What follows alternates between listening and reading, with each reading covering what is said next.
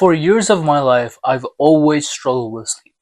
I thought I had this weird genetic mutation that made it hard for me to fall asleep, but I was wrong. Instead, it was because I wasn't doing these four key things that made it hard to fall asleep. So in this video, I'll be going over what those four key tricks are and how you can implement them in your own routine so that way you could actually start falling asleep way faster. And if you stick around to the end of this video, I'll give you a bonus tip that made my sleep even better. And the first tip is that turning on the blue light filter. This is something I didn't do. And the importance of the blue light filter is that your phone naturally has this blue/white light. And it kind of acts as sunlight in the sense that it stimulates your eyes and it prevents melatonin production. Now, if you don't know what melatonin is, it's basically like this think of it like a barbarian calling with the little horn. It's like telling your brain that it's time to sleep. That's what melatonin is. And what basically a blue white light does, it prevents that horn from going off.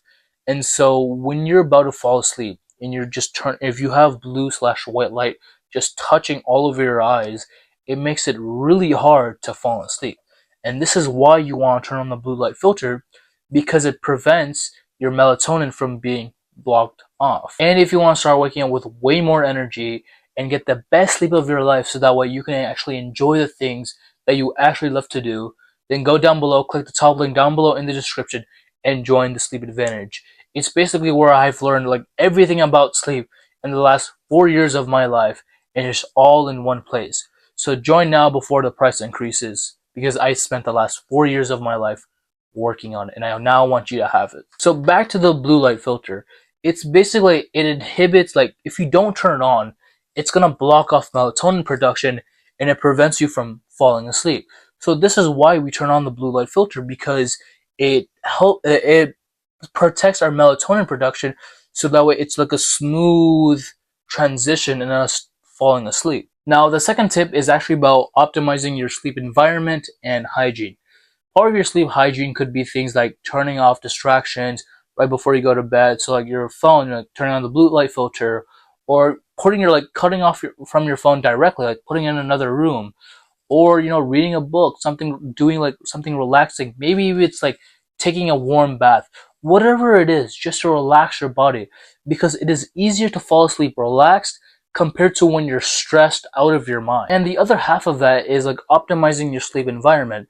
And there are two key things that you want to do when it comes to your environment. And one of them being is actually to lower the temperature in your room about like 2 to 3 degrees Fahrenheit below room temperature. And the reason why you want to do this is because, one, it is easier to sleep in a colder room compared to a warmer/hotter room. And the second reason is because when you naturally fall asleep, your core body temperature just drops by 2 to 3 degrees. And so when you make like your room, like the outside of your body, colder, it helps getting your core body temperature to drop way faster. So when your core body temperature drops when you're about to fall asleep, you're able to fall asleep way more faster compared to if you didn't, if that makes sense. So if the outside of your room is already cold, your inside of your body will also just naturally feel colder as like a byproduct. And then you also want to darken the room, because don't forget, like earlier in the video I said something about melatonin, and basically if you darken the room, it kind of produces more melatonin in like a weird way. Not so much as like, oh yeah, it's gonna be like, it's like a steroid level of boost, but rather it's because when you dim the lights, when your house gets darker, it automatically just tells your brain, hey, we're about to fall asleep. I'm now going to turn off all the lights because we're about to fall asleep and I want to fall asleep way faster.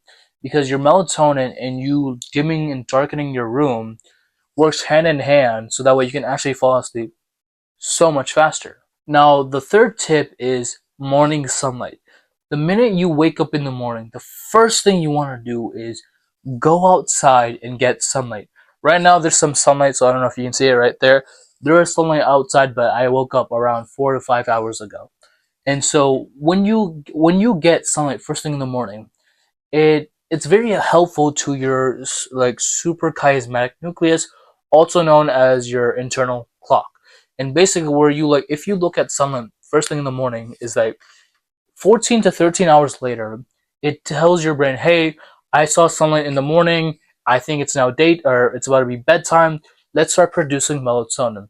If you notice, all of these like tips that I'm giving have something to do with melatonin because that's like the number one important hormone when it comes to falling asleep. The more melatonin you produce, the easier it is to actually fall asleep. And so when you look at the sun, not like directly, but when you get sunlight into your eyes first thing in the morning, like 10, 15 minutes of like walking around outside, you're actually able to fall asleep way faster, get better quality sleep, and as like a side effect or like a bonus, you're actually able to dream for way much longer. Now, when I say that you need sunlight in your eyes, what I'm not trying to say is that you need the fucking sunlight rays directly hitting your eyes. No, you don't need that. Basically, the way I think about it is, if there is sunlight like outside, like if you can see the outside without a flashlight, then there is sunlight outside and you just need to go outside. If you can see outside without fucking external light, you're completely fine. Now, there is one caveat to this. Let's say, like, I'm in my room, my bed's here, so the minute I wake up, I can just stare at the window and, look at the sun directly. You don't want to do that through the window because there's something different about sunlight touching your eyes while going through a window and you just being outside in the sunlight naturally just hitting your eyes. There's something in the window that makes it not the same. And so this is why I highly, highly, highly recommend you just going outside, walking around, 5-10 minutes, and just not really like looking up like this, but rather just looking in the direction of the sun. Again, not directly at the sun, but just like in the general direction of the sun. Now, the fourth tip, actually like falling asleep faster, is you want to get physical activity. Now, basically, the thought process here is that if you do something hard, so like physical activity, like getting 10,000 steps, getting a workout in, doing some kind of sport, whatever the physical activity is, you're kind of tired, and then when you get to bed, like bedtime, you feel tired, and now you naturally just want to fall asleep. Because like the easiest way to not fall asleep is just by doing nothing throughout the entire day. Like, think of sleep as like a medal, right? You need to deserve sleep. You need the desire to deserve sleep. You need a reason to fall asleep. If you did nothing but like just be lazy all day, you don't really need sleep outside of like the intrinsic need of it, right? But if you do something hard, like physical activity, something mentally challenging, right? Your body, in like, there's something called adenosine in your body, and basically it's like the gap between you not wanting to fall asleep and then you falling asleep. It creates that gap, also known as sleep pressure or sleep desire. And so basically, we want to have enough sleep desire so that way we can fall asleep like ASAP when we get to bed. And that is why we should do something very physically challenging or mentally challenging. We just want to get ourselves tired because we want to deserve sleep. Now, the bonus tip that I wanted to give you is something way more simple than it seems, but not many people use it. And that is only using your bed for sleep. So right now, this is my bed, right? The only time you should ever be on your bed is when you're about to fall asleep. Now, obviously, me doing this right now is a terrible example, but just ignore that for like a second, right?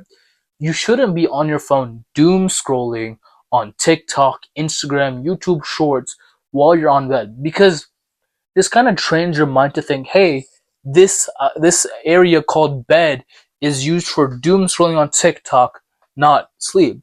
So that when you actually do fall asleep, or when you actually try to fall asleep, it's not actually possible because hey, your brain associates the bed with scrolling on TikTok or doing anything else that you normally do on your bed. So just keep your bed strictly for bedtime, for sleep, and nothing else, because it's just so much easier psychologically to think like my bed is only for my sleep and that's it. It's not for anything else. It's not for doom scrolling. It's not for TikTok.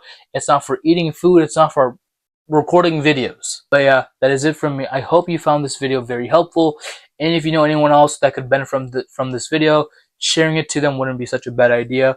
But don't forget, everything I learned in the last 4 years about improving your sleep, I left it on one place down below, in the top link down below in the description. Get it now before the price increases. But anyways, that's it from me. Peace.